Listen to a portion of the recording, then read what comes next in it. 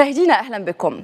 لم تتجاوز التساقطات المطرية خلال الثلاثة أشهر الأخيرة لم تتجاوز 21 مليمترا كمعدل، أي بتراجع بنسبة 67% مقارنة مع حجم تساقطات في نفس الفترة من سنة عادية.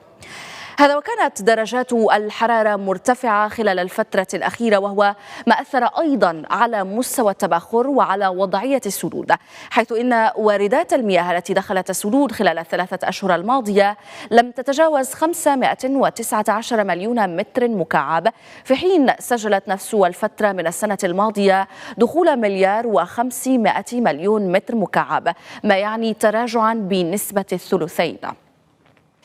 هذا وتراجعت الواردات المائية نحو السدود بشكل كبير، لا سيما في اللكوس، حيث بلغ المعدل السنوي 23 مليون متر مكعب، وفي ملوية 121 مليون مكعب، وسبو ب90 مليون مكعب.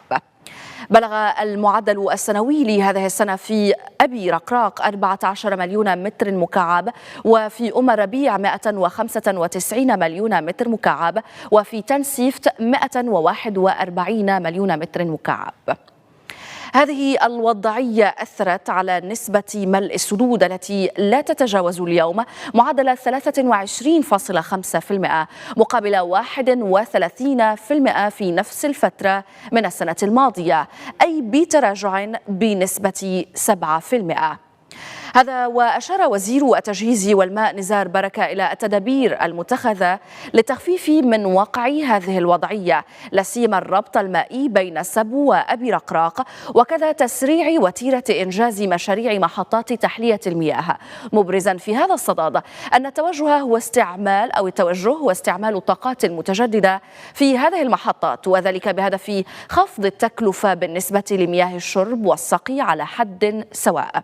كما أضاف أن هذه التدابير تشمل أيضا مواصلة عملية غلق الآبار غير القانونية وتقليص الضغط واللجوء إلى انقطاعات المياه إذا اقتضت الضرورة، وهذا سيتم على الصعيد المحلي حسب تطور الوضعية على صعيد كل جماعة وكل مدينة. هذا كل ما لدينا مشاهدينا، شكرا لكم على المتابعة.